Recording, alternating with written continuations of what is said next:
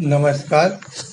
Class 10th के बच्चों को यूट्यूब के विश्व भारती चैनल में हार्दिक अभिनंदन है।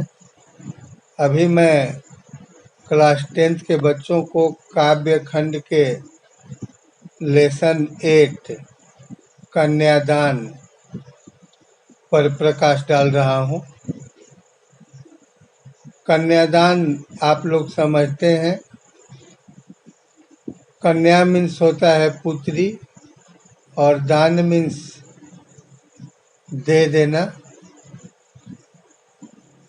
दान का हमारे समाज में विशेष महत्व रहा है। ऐसे तो दान जो आपके विशेष वस्तु है, प्रिय वस्तु है, उसी को देना चाहिए। लेकिन हमारा समाज दान घटिया से घटिया वस्तुओं को करता है। दान करने लायक मांगता है दुकानों पर। कभी कहता है कि दान मत दीजिए, नहीं तो दीजिए तो अच्छी से अच्छी चीजों को दान स्वरूप दीजिए। कन्यादान का जहाँ तक सवाल है, लोग कहते हैं कन्यादान करने से शरीर का शुद्धिकरण हो जाता है, जैसी परंपरा है। इसके आलोक में कवि ऋतुराज चैप्टर में प्रकाश डालते हुए कहते हैं, विशेष वर्णन चैप्टर के अनुसार मैं आपको बता रहा हूँ।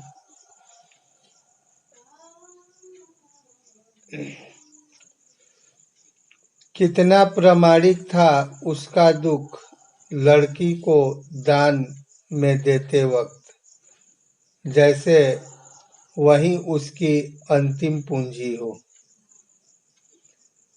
पूंजी थाती धरोहर। माँ के लिए लड़की ही अंतिम पूंजी थी। वो भी विदा हो रही है। विदा होते वक्त माँ अपना दायित्व समझती है कि मैं अपनी पुत्री को, कन्या को रहन सहन की अच्छी सीख दूं। वे क्या कहती है, कितना प्रामाणिक था उसका दुख। प्रामाणिक मीन्स सच्चा, वास्तविक।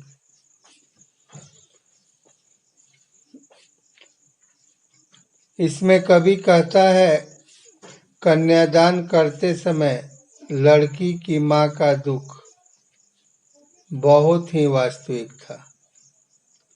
वह सचमुच दुखी थी, क्योंकि उसकी कन्या ही उसकी एकमात्र पूंजी थी।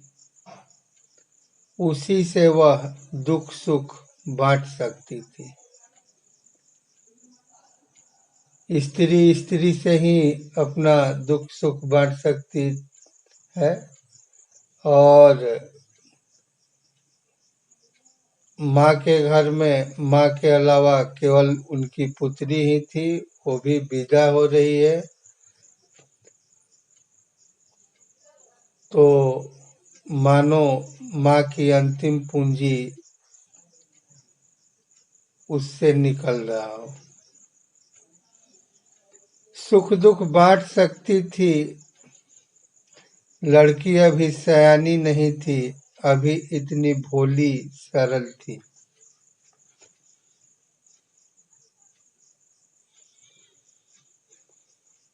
उस समय उसका दुख कितना स्वाभाविक था, क्योंकि बेटी माँ से ही अपने सुख दुख की बात करती है। माँ दुखी इसलिए थी क्योंकि उसकी पुत्री अभी बहुत सयानी नहीं हुई थी। उसमें संसार की चालाकी को समझने की समझ नहीं थी।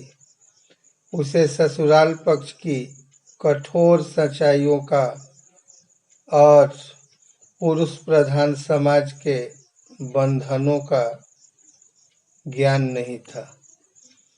उसमें इतनी सरलता या भोलापन था कि उसे सुख क्या है यह तो पता था, किंतु दुख किसे कहते हैं यह नहीं पता। इसकी जानकारी उसको बिल्कुल ही नहीं थी। आगे की पंक्ति देखें। लेकिन दुख बाँचना नहीं आता था। पाठिका थी वह धुंधले प्रकाश की, कुछ तुकों और कुछ लयबद्ध पंक्तियों की। वह तुकों और लयबद्ध से बंधी काव्य पंक्तियों को पढ़ना तो जानती थी। उसे विवाह के केवल सुरीले और मोहक पक्ष का पता था। वह केवल काल्पनिक सुखों में जीती थी। आगे की पंक्ति देखें। माँ ने कहा, पानी में झांककर अपने चेहरे पर मत रिझना। पानी में झांककर हम लोग अपना चेहरा को देखते हैं।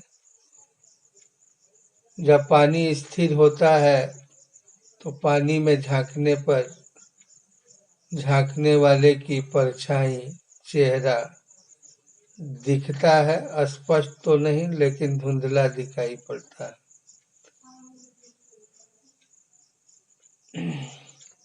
रिझना, रिझना मतलब होता है प्रसन्न होना।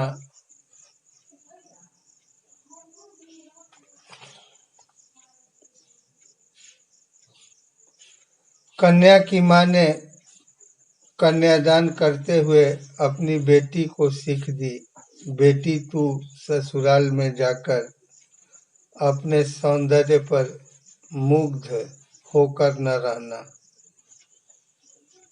दर्पण में अपना चेहरा देखकर उस पर ही प्रसन्न होना। आग रोटियां सेकने के लिए है, जलने के लिए नहीं। माँ ने कहा, बेटी आग से बचकर रहना, यह रोटियां सेकने के लिए है, जल मरने के लिए नहीं। अतः तू सावधानी से निर्वाह करना, घर गृहस्थी के काम जरूर संभालना, किंतु अत्याचार को न सहना। वस्त्र और आभूषण शाब्दिक भ्रमों की तरह। इतना नहीं, माँ अपनी बेटी को आभूषण के प्रति स्त्री मोह की कमजोरी की सच्चाई का ज्ञान कराते हुए यह भी कहती है कि तुम वस्त्रों और आभूषणों के मोह में मत पड़ना। बंधन है स्त्री जीवन के। माँ ने कहा, लड़की होना पर लड़की जैसा दिखाई मत देना।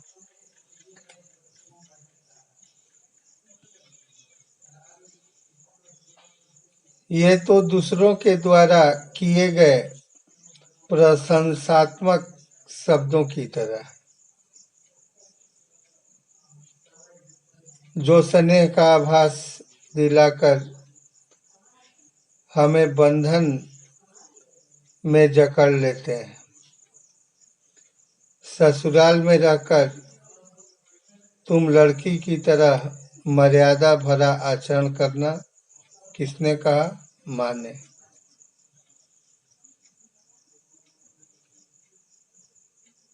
बंधन है स्त्री जीवन के।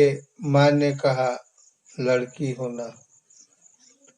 बंधन में रहना, अनुशासित रहना, अनुशासन के नियमों का पालन करना, मर्यादा भरा आचरण रहना, ये अच्छी बात है, पर लड़की जैसा दिखाई मत देना। कहने का मतलब कि एक सामान्य और कमजोर लड़की की तरह किसी के अत्याचार को सहकर दुर्बल मत बनना। माँ ने सलाह दी, तुम मन से लड़की की तरह भोली, सरल और निश्चल रहना, परंतु लोक व्यवहार में सावधान रहना। लोक व्यवहार मतलब लोगों के साथ व्यवहार करने में, सांसारिक व्यवहार में सावधान रहना। अपनी सरलता प्रकट न होने देना। नारियल की तरह, जैसे नारियल ऊपर से कठोर और अंदर से कोमल होता है, उस तरह से तुम अपनी सरलता प्रकट न होने देना, वरना लोग तुझे मूर्ख बनाकर तेरा शोषण करेंगे।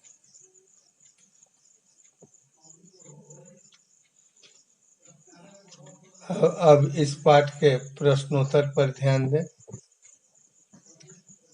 पहला प्रश्न है, आपके विचार से माँ ने ऐसा क्यों कहा कि लड़की होना पर लड़की जैसा मत दिखाई देना?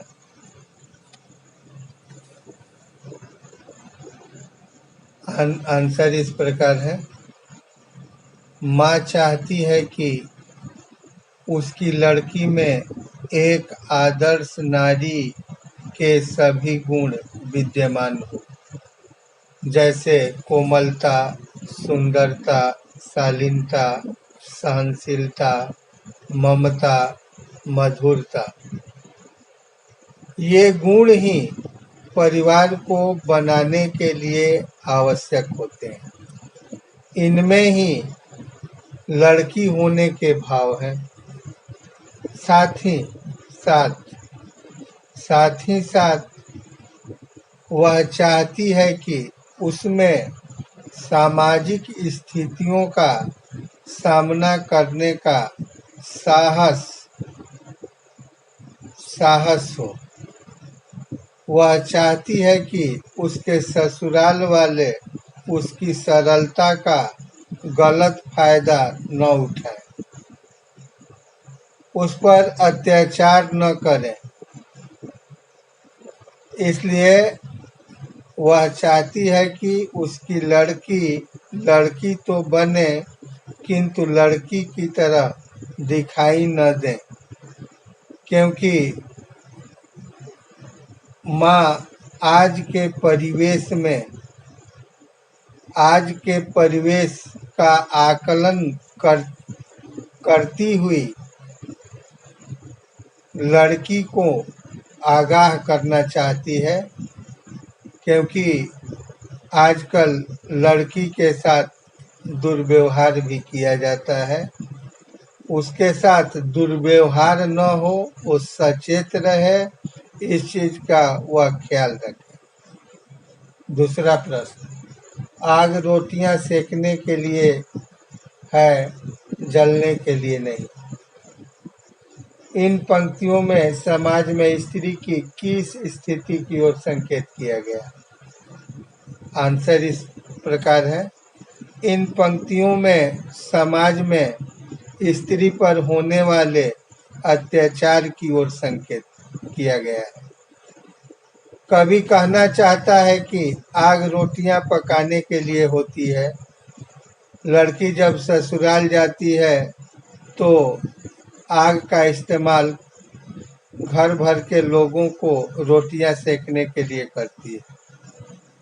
ससुराल पक्ष के लोग मांगे पूरी नहीं होने पर पुत्र वधू को जलाकर मार देते हैं, या फिर अत्याचारपूर्ण व्यवहार को अपनाकर उसे आग में जलकर आत्महत्या करने के लिए विवश कर देते हैं।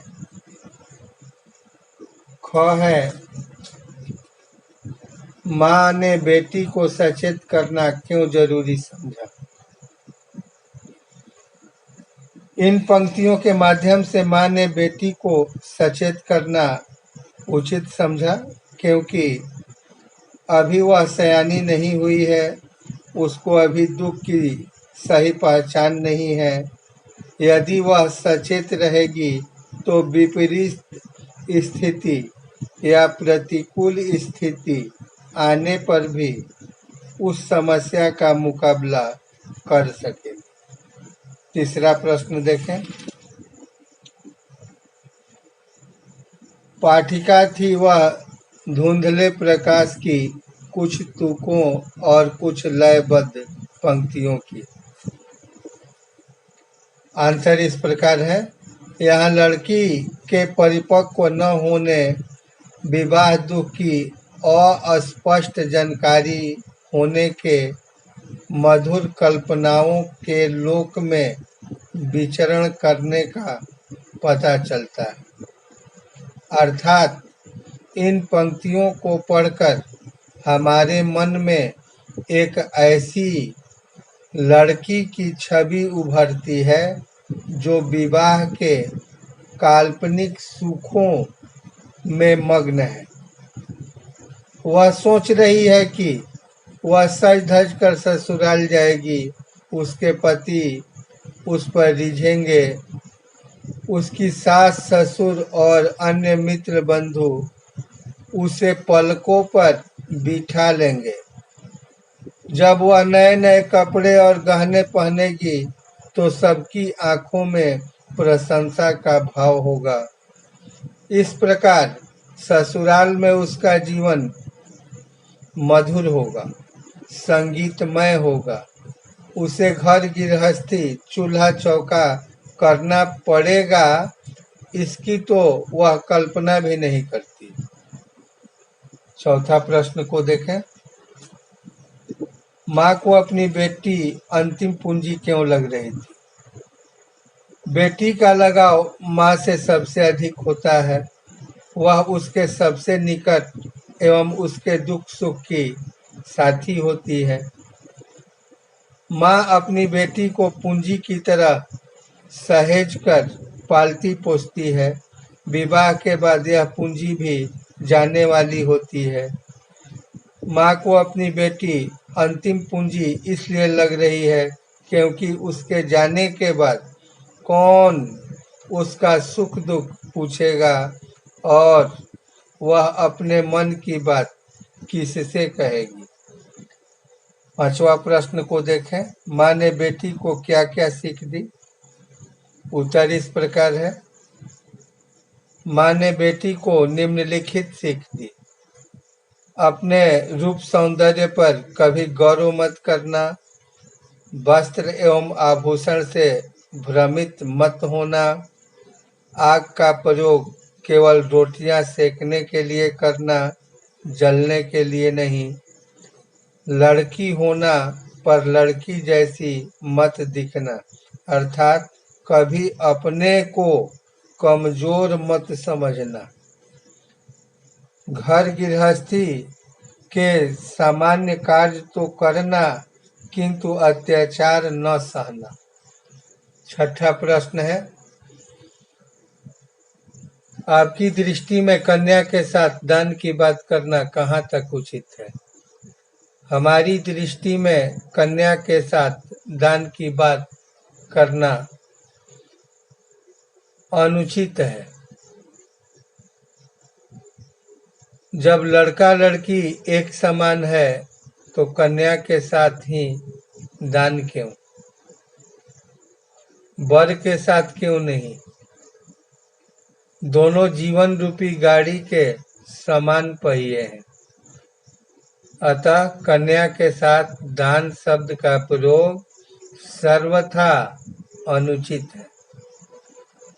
अब कन्यादान पाठ का सारांश देखें।